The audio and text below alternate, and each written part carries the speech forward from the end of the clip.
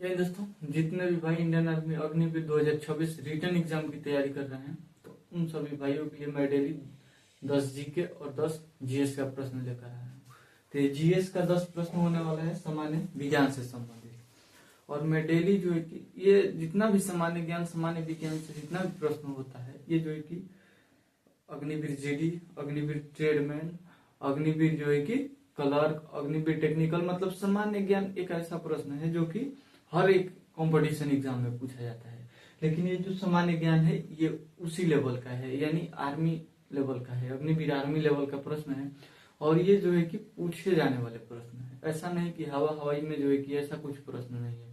ये जो है कि पूछे जाने वाले जेन्युइन प्रश्न है और जो है कि इसी टाइप का प्रश्न पूछा जाता है। तो सबसे पहले हम लोग इन 10 प्रश्नों को देख लेते हैं। तो ये सामान्य विज्ञान से संबंधित प्रश्न है। पहला प्रश्न है, रासायनिक ऊर्जा को ऊष्मीय ऊर्जा में कौन बदलता है? रासायनिक ऊर्जा को ऊष्मीय ऊर्जा में कौन बदलता है? तो रासायनिक ऊर्जा को ऊष्मीय ऊर्जा में जलता हुआ कोयला बदलता है। जो जलता हुआ कोयला है वो रासायनिक ऊर्जा को ऊष्मीय ऊर्जा में बदल देता है। बढ़ते हैं अगले प्रश्न की। अगला प्रश्न है, सौर ऊर्जा को विद्युत ऊर्जा में कौन बदलता है?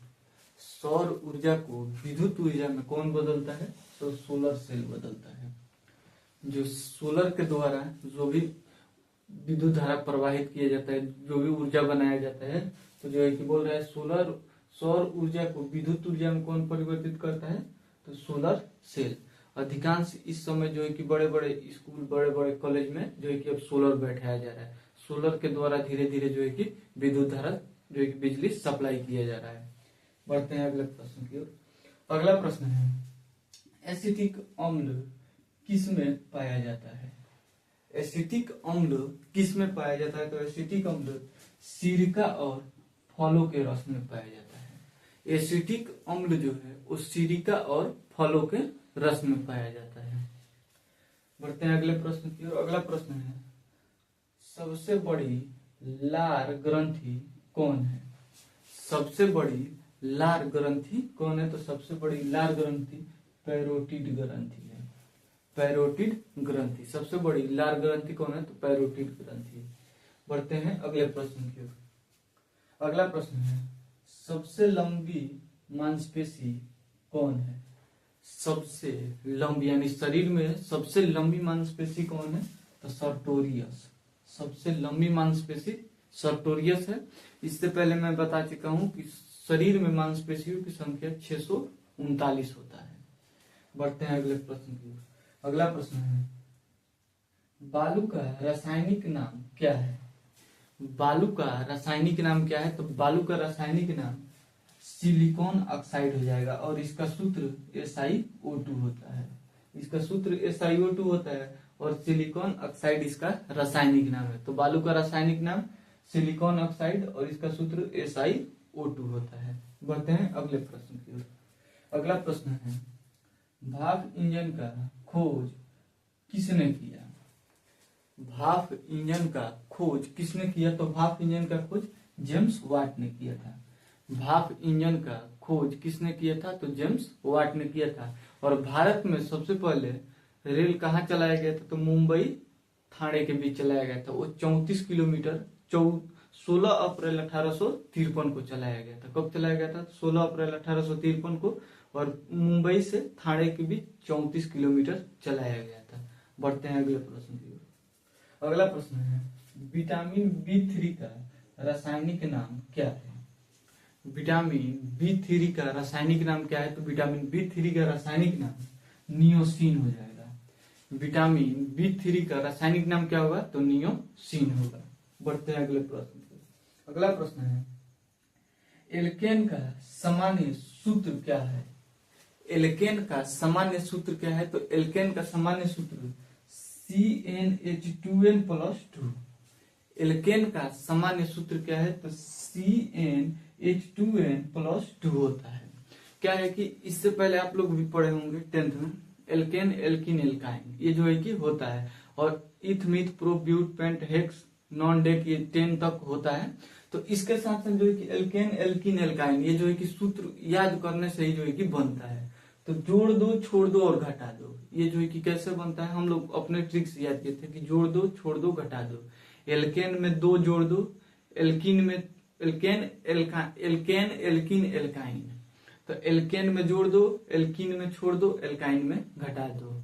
तो वही बोल रहा है कि CnH2n + 2, तो इसमें जो है कि एल्केन में 2 जोड़ देना है, एल्कीन में छोड़ देना है, एल्कीन में 2 छोड़ देना है, और एल्काइन में 2 घटा देना है, यानी माइनस कर देना है। तो सूत्र बन जाएगा, तीनों का सूत्र सेम होता है।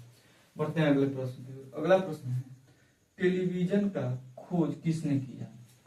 टेलीविजन का खोज किसने किया? तो टेलीविजन का खोज JL व्यार्ड ने किया था, JL व्यार्ड ने किया था, JL व्यार्ड ने किया था। तो इसका बढ़ते हैं सामान्य ज्ञान की ओर, और सामान्य ज्ञान का 10 प्रश्न होने वाला है, और ये 10 प्रश्न Agniveer, JD, tradesman, clerk, technical, इस सब में जो है कि पूछा जाता है। सामान्य ज्ञान से कोई मतलब ये नहीं रहता है कि इसमें पूछा जाएगा, इसमें नहीं पूछा जाएगा। 100% जो है कि सभी एग्जाम में सामान्य ज्ञान रहता है। तो बढ़ते हैं सामान्य ज्ञान की ओर।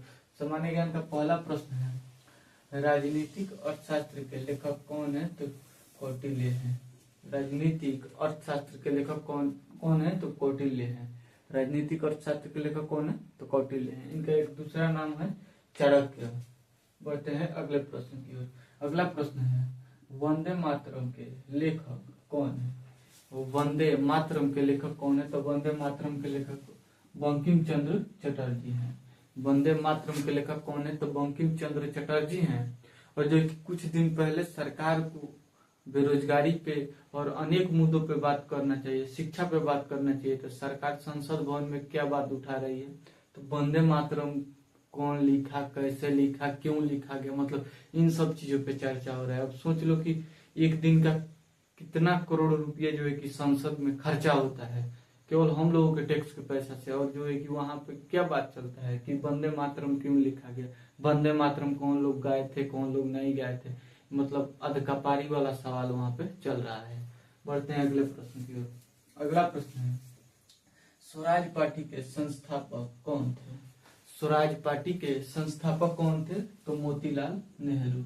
स्वराज पार्टी के संस्थापक मोतीलाल नेहरू थे, और स्वराज पार्टी के संस्थापक मोतीलाल नेहरू 1923 में जो है कि स्वराज पार्टी की स्थापना किए थे। बढ़ते हैं अगले प्रश्न की ओर। अगला प्रश्न है, औरंगजेब का मकबरा कहाँ है? औरंगजेब का मकबरा कहाँ है? तो औरंगजेब का मकबरा औरंगाबाद में है। औरंगजेब का मकबरा कहाँ है? तो औरंगाबाद में है। बढ़ते हैं अगले प्रश्न की ओर। बुलंद दरवाजा कहाँ है?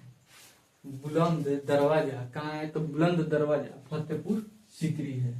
बुलंद दरवाजा फतेहपुर सीकरी है, और हवा महल जयपुर में है। बढ़ते हैं अगले प्रश्न की ओर। अगला प्रश्न है, Thomas cup, Sudirman cup, Uber cup, Malaysia cup किस खेल से संबंधित है? यानी कप से संबंधित प्रश्न पूछ जाता है। रणजी ट्रॉफी किससे है? तो क्रिकेट से संबंधित है। वैसा ही जो कि बोल रहा है कि Thomas cup, Sudirman cup, Uber cup, Malaysia cup किस खेल से संबंधित है? तो बैडमिंटन से। किस खेल से? तो बैडमिंटन से संबंधित है। बढ़ते हैं अगले प्रश्न की ओर। अगला प्रश्न है, बास्केटबॉल में कितने खिलाड़ी रहते हैं? बास्केटबॉल में कितने खिलाड़ी रहते हैं? तो बास्केटबॉल में 5 खिलाड़ी रहते हैं। बास्केटबॉल में कितने खिलाड़ी रहते हैं? तो बास्केटबॉल में 5 खिलाड़ी रहते हैं। बढ़ते हैं अगले प्रश्न की ओर। अगला प्रश्न है, राष्ट्रीय खेल दिवस कब मनाया जाता है? राष्ट्रीय खेल दिवस कब मनाया जाता है? तो राष्ट्रीय खेल दिवस 29 अगस्त को मनाया जाता है। राष्ट्रीय खेल दिवस कब मनाया जाता है? तो 29 अगस्त को मनाया जाता है, मेजर ध्यानचंद के जन्म, जो है कि मेजर ध्यानचंद का इस दिन जो है कि जन्म हुआ था, और उन्हें हॉकी का जादूगर कहा जाता है। तो क्वेश्चन पूछता है कि राष्ट्रीय खेल दिवस कब मनाया जाता है? तो 29 अगस्त को मनाया जाता है। किनके जन्म दिवस पर? तो मेजर ध्यानचंद के, और उन्हें हॉकी का जादूगर कहा जाता है। बढ़ते हैं अगले प्रश्न की ओर। अगला प्रश्न है, भारत का राष्ट्रीय चिन्ह क्या है? भारत का राष्ट्रीय चिन्ह क्या है? तो भारत का राष्ट्रीय चिन्ह अशोक स्तंभ है। भारत का राष्ट्रीय चिन्ह अशोक स्तंभ है और ये कहाँ पे है तो सारनाथ में है। अशोक स्तंभ सारनाथ में है और अशोक स्तंभ का निर्माण सम्राट अशोक ने करवाया था। बढ़ते हैं अगले प्रश्न की ओर। अगला प्रश्न है भारत का राष्ट्रगीत क्या है। यानी भारत का राष्ट्रगान भी होता है और राष्ट्रगीत भी होता है। तो भारत का राष्ट्रगीत जो है कि वंदे मातरम है और भारत का राष्ट्रगान जनगण मन है और भारत का राष्ट्रीय गीत वंदे मातरम है। वंदे मातरम के लेखक बंकिम चंद्र चटर्जी जी हैं। ये रहा सामान्य ज्ञान और सामान्य विज्ञान से 20 प्रश्न जो 100% जो है कि इसी लेवल का प्रश्न पूछा जाता है। टाइप यही रहता है, इतना ही मतलब लेवल रहता है क्वेश्चन का और ऐसा प्रश्न आपको देखने को जरूर मिलेगा। तो ऐसे प्रश्नों के लिए हमारे चैनल को सब्सक्राइब जरूर कीजिएगा, इस वीडियो को ज्यादा से ज्यादा शेयर कीजिएगा। मिलेंगे नेक्स्ट वीडियो में, तब तक के लिए जय हिंद।